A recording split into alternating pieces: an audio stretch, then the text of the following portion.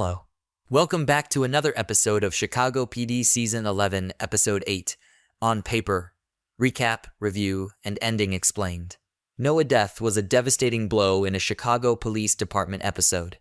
Noah reminded Voight of his son. Losing Noah felt like losing Justin all over again. It brought back all the worst memories, and Voight had no idea what to do with them. They were quickly able to locate a suspect. Their serial killer has 10 known victims. He murders in pairs.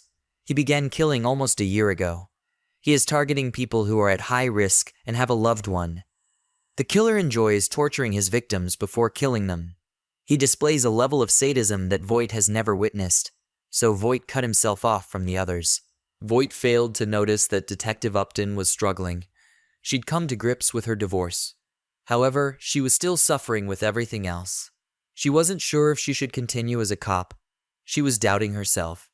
She was continually pushing herself to complete cases. She even pushed herself during her workouts. It was as if she wanted to accomplish the impossible. She was returning from her morning run when she heard about a kidnapping on the radio. She was in the vicinity, so she responded. A 9-month-old baby girl went missing. Her father had his gun pointed at a man he believed had kidnapped his daughter, but the man with the gun to his face insisted he was not involved. The two males were apprehended. The father was identified as Trent Howell. He accused the other man of kidnapping his daughter after finding him in his alley multiple times. He assumed the man was casing the place. That individual was transported to the station and cleared. He has an alibi. Trent was allowed to stay on his property and answer questions. Trent was accompanied by his wife, Kate. They awoke to discover their baby was missing. Her name is Grace. When they broke in, her kidnapper knew the alarm code and used it to turn it off. They also took a diaper bag. They don't appear to mean to hurt the little girl. They even got her favorite stuffed toy. Grace's nanny was out of town. She was in Miami to attend a family gathering. Kate was hesitant to hire a short-term nanny because she didn't want someone she couldn't completely trust around her only child. Trent and Kate are both worth more than $20 million each. They lived in a wealthy neighborhood. They have both a housekeeper and a nanny, and they did not believe they had any enemies. Blood was discovered on the door when the kidnapper broke in. The blood was a match for Anthony Baker. He was a known felon. He was not a sex offender, thank goodness. Everyone imagined he held Grace for ransom. The cops tracked down his automobile.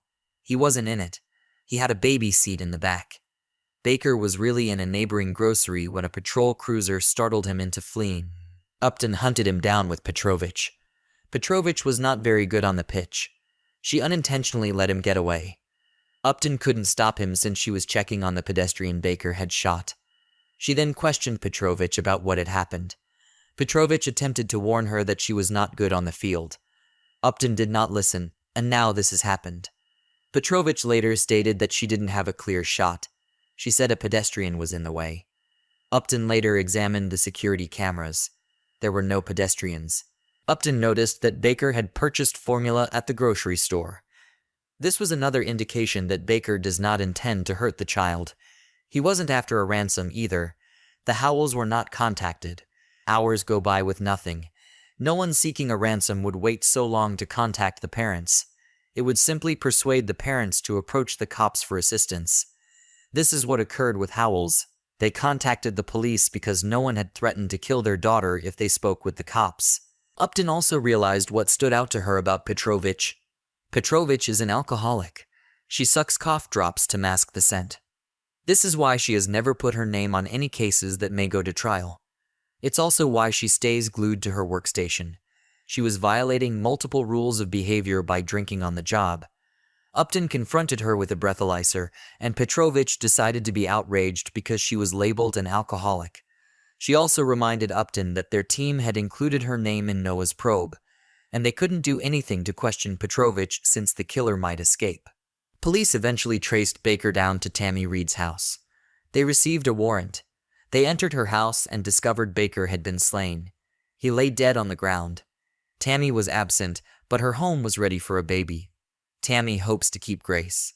She preferred Grace over having her own child because Grace belonged to Trent. Trent and Tammy had an affair a few years ago. Trent ended things with her. He continued to engage in affairs with other women. Tammy could be furious because he talked her into having an abortion while they were dating. Trent and his wife were not home when their baby was abducted. Trent met a woman for drinks at a bar. His wife pursued him, hoping to persuade him to return with her. They came back. They didn't hear anything from Grace's room, so they assumed she was still sleeping.